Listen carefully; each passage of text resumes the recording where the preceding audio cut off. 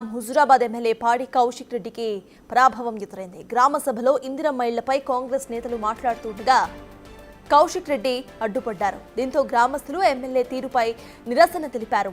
టమాటాలను ఎమ్మెల్యేపై విసిరేశారు గ్రామస్తులు. కమలాపూర్లో నిర్వహించిన గ్రామ సభకు హాజరైన ఎమ్మెల్యే కౌశిక్ రెడ్డి అనుచిత ప్రవర్తనపై కాంగ్రెస్ శ్రేణులు నిరసన తెలిపాయి. దీంతో ఎమ్మెల్యే అనుచరులు కాంగ్రెస్ శ్రేణులపై దాడికి పాల్పడ్డారు. దీంతో అక్కడ ఉద్రిక్త పరిస్థితులు నెలకొన్నాయి.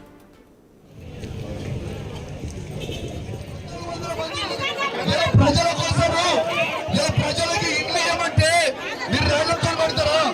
కార్యాలయానికి వచ్చినా సమాధానం చెప్తారా? కార్యాలయానికి వచ్చినా మీరు ప్రజలకి సమాధానం చెప్పండి. ప్రజలకి సమాధానం చెప్పండి. ప్రజలకు చెప్పండి. ఈ కార్యాలయం భయపడిపోయిన వాళ్ళ కమలాపూర్లో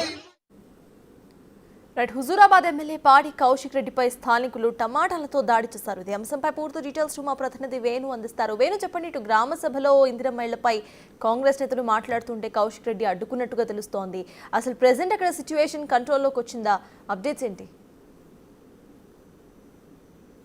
ప్రస్తుతము రెండు వర్గాలను పోలీసులు నచ్చజెప్పడంతో గ్రామ సభ కంటిన్యూ అవుతున్న పరిస్థితి కనిపిస్తోంది. ఇక 4 కీలక పథకాలకు సంబంధించి గ్రామ సభలు ఏర్పరిచి గ్రామ సభలోనే పారదర్శకంగా ఆ లబ్ధిదారుల లిస్టులు అనౌన్స్ చేసే ప్రక్రియ అయితే గ్రామ సభలో కొనసాగుతుంది. ఈ నేపథ్యంలోనే ఈ రోజున కమలాపూర్లో నిర్వహించినటువంటి గ్రామ సభలో మార్కెట్ కమిటీ చైర్పర్సన్ ఉన్నటువంటి తౌటం ఝాన్సీ రాణి ఇందిరమ్మ ఇండ్ల లబ్ధిదారులకు సంబంధించి లిస్టు చదువుతున్న క్రమం లోపల గత ప్రభుత్వ హయాం లోపల డబుల్ బెడ్రూమ్ ఇల్లు ఇస్తామని చెప్పి ఆ ప్రభుత్వ సొమ్మును ఆగం చేశారు.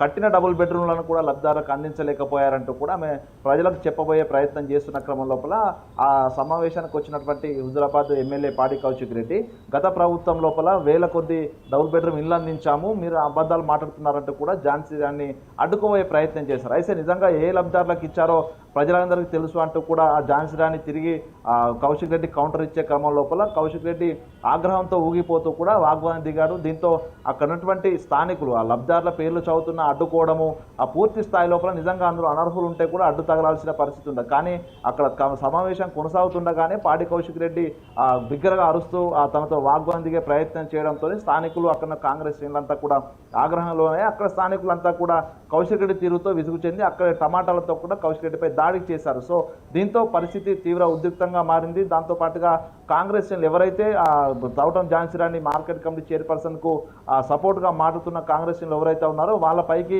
కౌశిక్ రెడ్డి అనుచరులు అక్కడ సమావేశం ఉన్నటువంటి కుర్చీలను కూడా విసిరి దాడి చేయబోయే పరిస్థితి రావడంతో పోలీసులు అంతా కూడా ఒక్కసారిగా బీఆర్ఎస్ శ్రేణులందరినీ కూడా పక్కకు తీసుకెళ్ళడం జరిగింది. అయితే ఈ యొక్క సమావేశం జరుగుతున్నప్పుడే కౌశిక్ రెడ్డి వ్యవహార తీరుతో ఇప్పటికే ఎన్నోసార్లు తన వ్యవహార తీరుతో కూడా చర్చనీయాంశమైన కౌశిక్ రెడ్డి గ్రామ సభ సజావుగా జరగకుండా కావాలని అడ్డు తగులుతున్నాడంటూ కూడా ప్రజలకి తీవ్ర చర్చ జరుగుతున్న నేపథ్యం లోపల పూర్తి స్థాయిలో అన్ని 4 కీలక పథకాలకు సంబంధించి లిస్ట్ అంతా కూడా చదివే వరకు ఓపిక ఉండాలంటే కూడా అటు పోలీసులు కూడా నచ్చ చెప్తున్నారు. ప్రస్తుతం సమావేశం అయితే కొనసాగుతుంది. ఏదేమైనా కూడా కౌశిక్ రెడ్డి సంబంధించిన అనుచరులు కుర్చీలు విసిరి కాంగ్రెస్లపై దాడికి పాల్పడే ప్రయత్నం చేసి వాళ్ళతో దాడికి పాల్పడడానికి ముందుకు వెళ్ళిన క్రమం లోపల కూడా కాంగ్రెస్ శ్రేణులంతా కూడా ఇట్లాంటి పరిస్థితి మంచిది కాదు, సజావుగా సభ చదివేందుకు సహకరించాలంటూ కూడా కాంగ్రెస్ శ్రేణులు కూడా చెప్తున్న నేపథ్యంలో ఇరు వర్గాలు కూడా ఒకరిపై ఒకరు పోలీసులకు ఓవరాల్గా కంప్లైంట్ కూడా చేస్తున్నారు. సో దీనిపై సభ ముగిసిన తర్వాత కూడా పోలీసులు కేసులు నమోదు చేసే అవకాశం అయితే కనిపిస్తుంది. మొత్తంగా కౌశిక్ రెడ్డి తీరు గ్రామ సభలు సజావుగా సాగకుండా ఉండాలనేటువంటి ఏకైక లక్ష్యంతోనే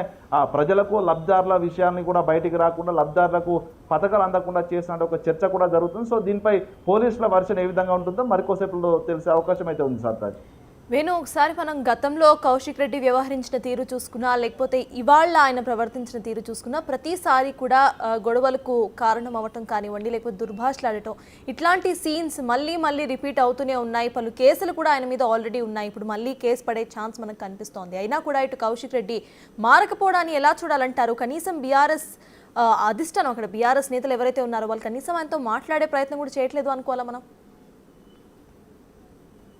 అంటే ఇప్పటి వరకు దాదాపుగా 36 పైగా కేసులు కౌశిక్ రెడ్డిపై నమోదు. అందులో నిజానికి ప్రజల కోసము ప్రజా సమస్యలపై పోరాడినటువంటి దాఖలాలకు సంబంధించి ఒక్క కేసుకు నమోదు కాలేదు.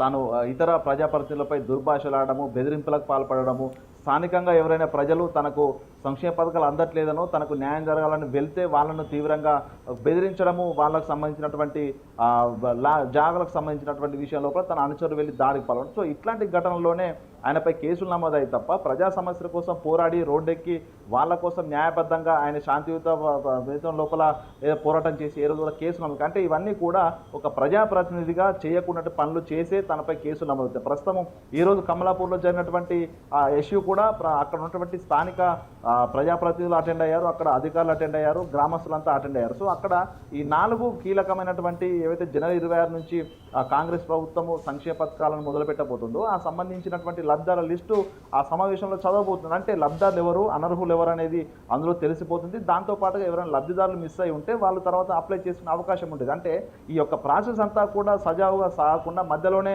గత ప్రభుత్వంలో డబుల్ బెడ్రూమ్ ఇల్లు ఇచ్చాము, నిజంగా మేము చేసిన దాన్ని కూడా చెప్పట్లేదంటూ కూడా ఆయన వాగ్వాదం దిగడము. నిజంగా గత ప్రభుత్వం హయాం లోపల కమలాపూర్ లోపల నిజంగా డబుల్ బెడ్రూమ్ లబ్ధాలకు అంది ఉంటే ఈ రోజున ఇందిరమ్మ ఇల్లు ఇచ్చే అవకాశం ఉండేది కాదు. అంటే ఇదంతా కావాలని కుట్రపూరితంగా గ్రామ సభను జరగకుండా డిస్టర్బ్ చేయాలనే ఉద్దేశంతో ఈ యొక్క ఆయన వాగ్వాదం దిగి అధికారులతో పాటు అక్కడ ఉన్న నాయకులపై వాగ్వాదం దిగడం. సో దాంతో పాటుగా తన అనుచరులు కూడా అక్కడ ఉన్నటువంటి కాంగ్రెస్ శ్రేణులపై కూడా అక్కడ ఉన్నటువంటి కుర్చీలతో దాడికి పాల్పడడం కూడా ఇదంతా రసభాష సృష్టించాలి, తన దృష్టిని రాష్ట్ర ప్రజల దృష్టిని ఆకర్షించాలంటే ఒక ఉద్దేశమే తప్ప అక్కడ నిజంగా ప్రజలకు ఉపయోగపడేటువంటి తన ప్రజాప్రతినిధిగా ఏదైతే అసెంబ్లీలో ప్రమాణ స్వీకారం చేశారో ఆ ప్రమాణ స్వీకారం తీసినప్పుడు ప్రజల కోసం పనిచేస్తారని చెప్పిన మాటను కూడా కాదని తన సొంత లాభం కోసం, సొంత ఇమేజ్ కోసం ప్రజల లోపల చర్చను కలిగించుందానికే తాను ఇటువంటి కార్యక్రమాలు చేస్తున్నాడు. నిజంగా తాను రాజకీయాలకు అన్ఫిట్ అయినటువంటి చర్చ జరిగింది. సో దీనిపై కూడా అధిష్టానం ఆయనపై హైదరాబాద్లో జరిగినటువంటి విషయం లోపల కూడా శాంతిభద్రత సమస్య తలెత్తిన ఘటనలో గాంధీపై చేసిన వ్యాఖ్యల విషయంలో కూడా అధిష్టానం తను మందలించిందని చెప్తున్నారు. కానీ ఇప్పటి వరకు కూడా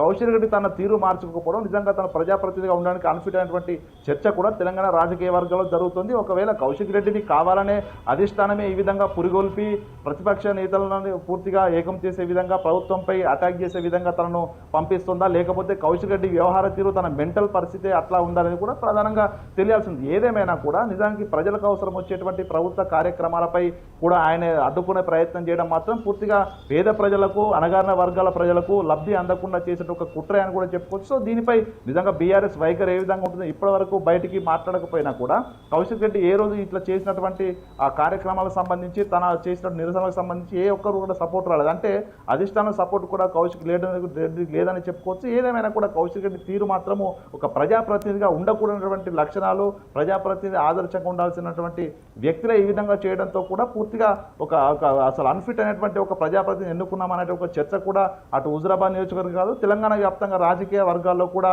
ఇట్లాంటి నాయకుడు ఉండొద్దు అనేటువంటి ఒక చర్చ జరుగుతుంది. సో దీనిపై అధిష్టానం ఏం చేస్తుంది, అధిష్టానం నిజంగా స్పందించి తనకు ఏదన్నా కౌన్సిలింగ్ ఇస్తుందా, లేకపోతే ఇట్లానే ప్రజలను ఇబ్బంది పెట్టే విధంగా ప్రవర్తించినా కూడా రాబోయే రోజుల్లో చూడాల్సిన పరిస్థితి ఉంది. సత్తాజ్ ఎగ్జాక్ట్లీ వేణు, ఇందాక మీరు చెప్పినట్టు ఒకసారి మనం కౌశిక్ రెడ్డి హిస్టరీ చూసుకుంటే మేము గెలవకపోతే, మమ్మల్ని గెలిపించకపోతే సూసైడ్ చేసుకుంటాం ఫ్యామిలీ మొత్తం అని కూడా బెదిరించారు ఒక వీడియోలో.